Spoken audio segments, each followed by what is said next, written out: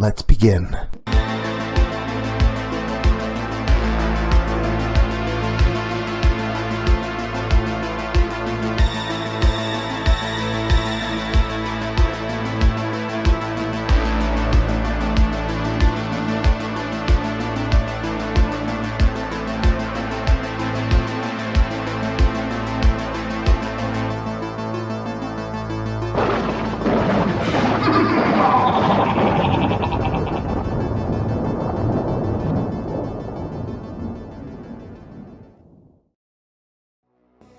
Hey there, scary story fanatics. Welcome back to Cleaving Thought from Bone with your host, Sociopathic.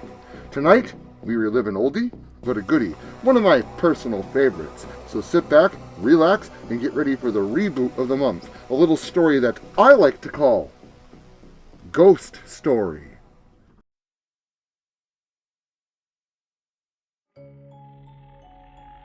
Scientific inquiry is the examination and analysis of observable phenomena.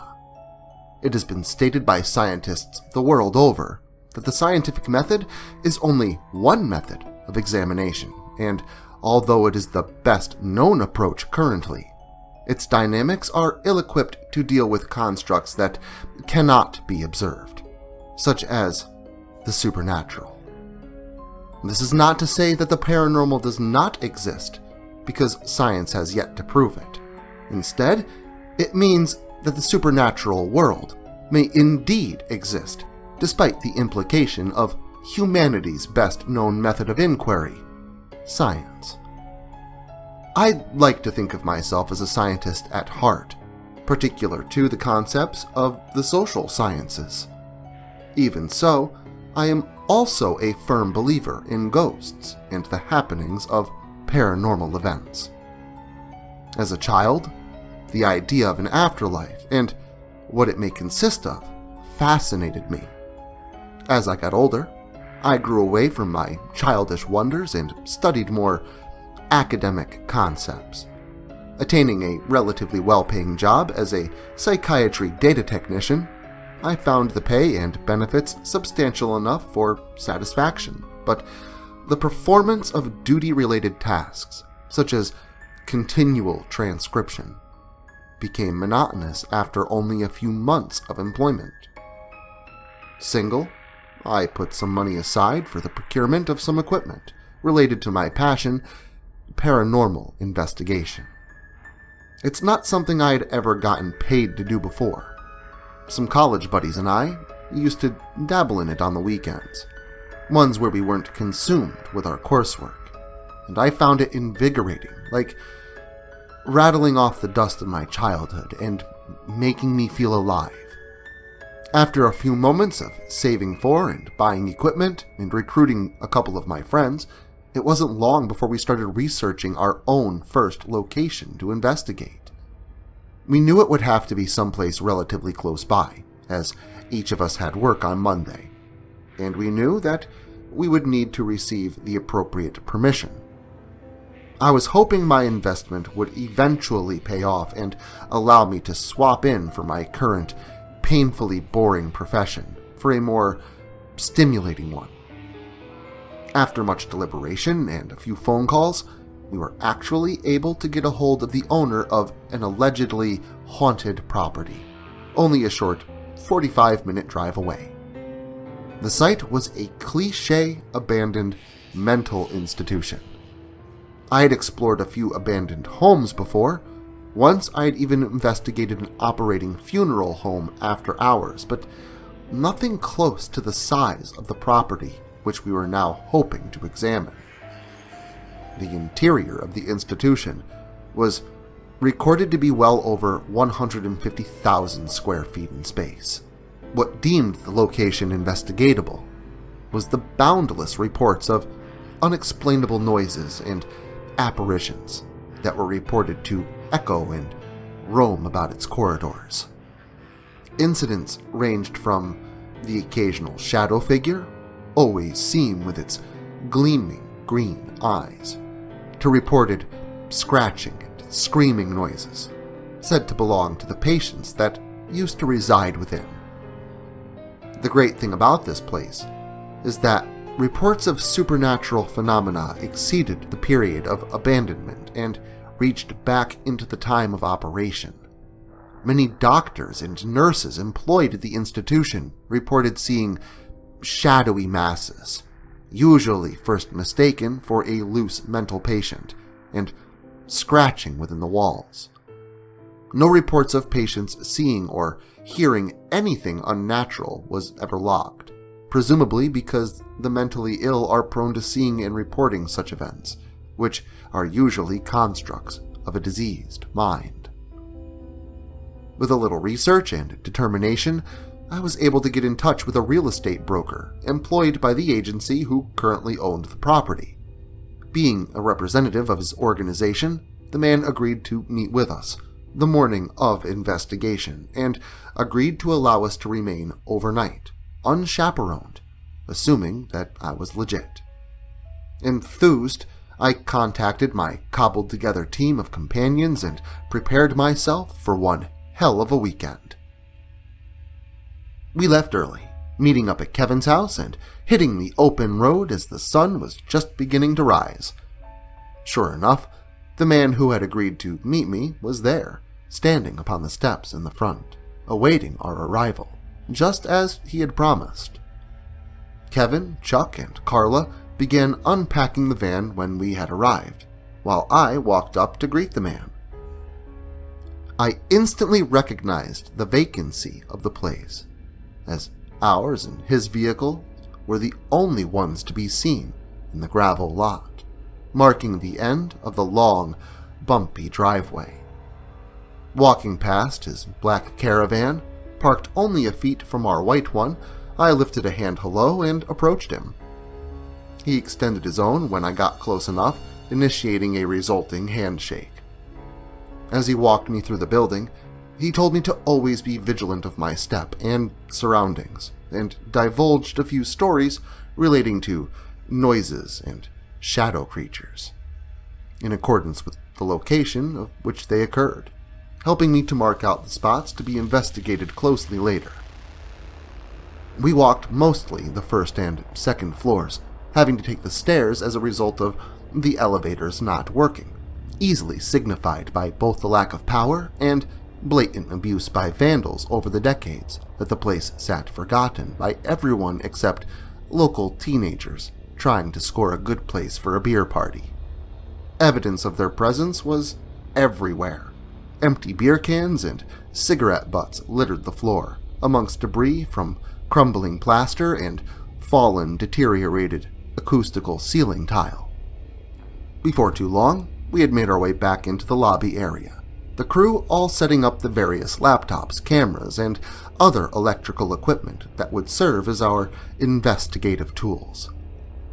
Once we were set and the broker left us to our thing, we spent the rest of the morning and afternoon exploring and mapping ideal locations for EVP recordings and camera equipment.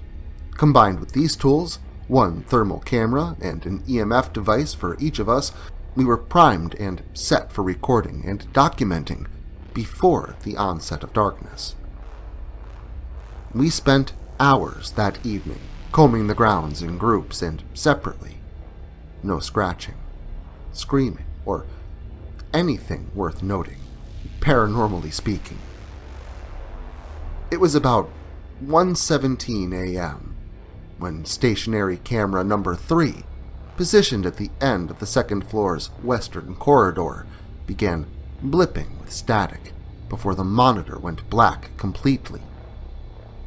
Alone in the lobby, now our base of operations, I radioed the rest of the team, now exploring the east wing of the first floor, about the malfunction and that I was heading over to take a look, possibly fix the issue. They affirmed receipt of my transmission, and off I went. The stairs creaked beneath my feet, each plank groaning with age. Once at the top of the steps, using my flashlight, I made my way to the left and down the western corridor. Doors on each side, leading to rooms previously occupied by previous residents, were all open, most of which torn from a hinge, hanging in some odd fashion. The building looked as old and decrepit as one would expect a haunted structure to look, predictable in its appearance. Despite as creepy a feel that the place had, nothing frightening or physics-defying occurred on my way to the stationary camera at the end of the long hall. Not so much as a sound, except for that of my own. Nothing as I approached, and then I heard a loud bang to my left. I turned to see a man in a dirty brown coat run out from an open door behind me and take off down the hall, towards the stairs. "Hey!" I yelled, ignoring the thud noise behind me, assumedly that of the camera being tipped and knocked to the floor, and I began running after him. He proved much faster than I and was out the front door before I was able to make it to the top of the stairs. The building was supposed to be empty. This guy was likely trying to mess with our equipment, providing what we would think of as a possibly supernatural instance that was nothing more than a prank, designed for an unknown end. I tried radioing the team, but my walkie wasn't working for some odd reason. The weird happening only supported my assumptions. I figured that maybe the guy had placed a jammer somewhere in the building. Checking the whereabouts of the team on the monitors in the lobby, I headed towards their location in the eastern wing of the ground floor. I was only about halfway to where they were depicted on the monitor when I realized that they must have heard the commotion, because the three of them were now seen coming forth from the darkness and running in my direction. As I jogged up to them, I tried to explain what happened and that we should call someone, but they just ran past, ignoring my words. They must have been really shaken up, and more so than I, because I couldn't help but notice the lights on their EMF devices each was holding blinking with activity, from what I understand to be the first time in the whole time we had been there. They really didn't seem to care or notice. As they ran by and increased the distance between them and I began to jog up after them and call out.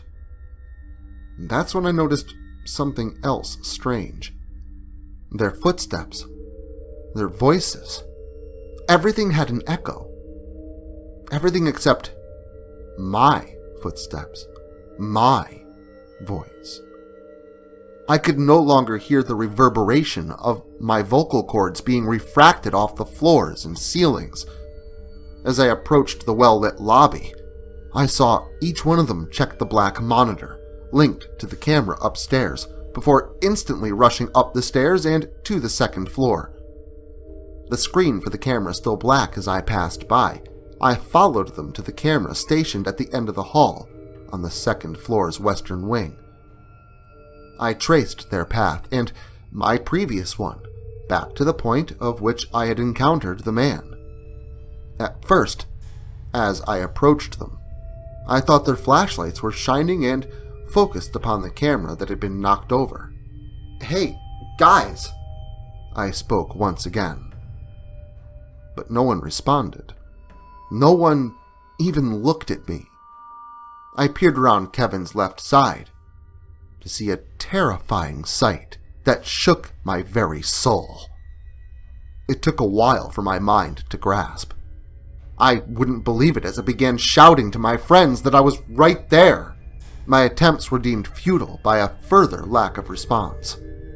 Slowly, I began to wrestle with the concept that my perception was shoving into my face, making it completely undeniable. Carla called the police, and they were there in about an hour. Not long after, the building was flooded with searchlights, detectives, and yellow caution tape. Upon investigation of the surrounding rooms and video footage that we had captured, I overheard a policeman tell all three of them that the man in the brown coat, seen leaving the lobby from camera 5, is named Arnie Benjamin. He was currently wanted in relation to a string of home invasion cases and had been on the run from police for a few months. Search of the rooms, nearby the upstairs camera, revealed a room in which he had been squatting in, hoping to avoid detection. Apparently, he perceived our presence as a threat and was attempting to sneak away when I happened by him. Startled, the man shot me, resulting in the thump that I had heard in the corpse that my friends had discovered. I saw it for myself.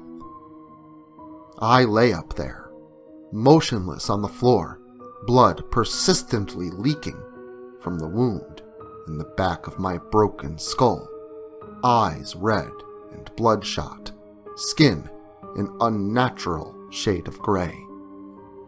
At the time, it seemed like that night lasted forever. Now, looking back, thinking about the endless days, weeks, and years that have passed since then, it looks like only moments for me. I cannot leave, and this place has forever become my eternal tomb. Science may not be able to prove its existence, but I know that the paranormal is real. I have become a part of it. Well, seems everybody has a tale to tell. Even if you can't hear them or see them, they're probably still speaking to you. But don't worry about that. Worry about coming back here next weekend for more gore galore. And until then, make sure to like, share, subscribe, and turn on notifications so I can catch you all again next Saturday.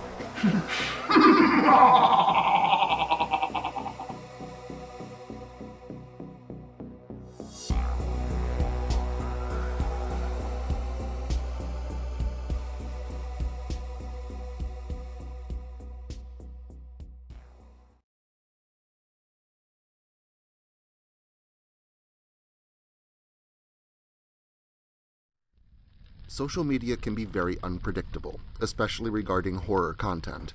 If this content gets removed, all new content will be simultaneously presented on various websites provided in the description to this video. Make sure to follow me in other digital spaces so that you never miss out on the terror. Also, if you like this video, make sure to leave a comment and hit the like button. It helps the channel a lot. If you're new to the channel and you enjoy what's here, consider hitting that subscribe button and the notification bell so that you never miss an upload. Writing is a dream of mine, and it's all of you that make that dream come true.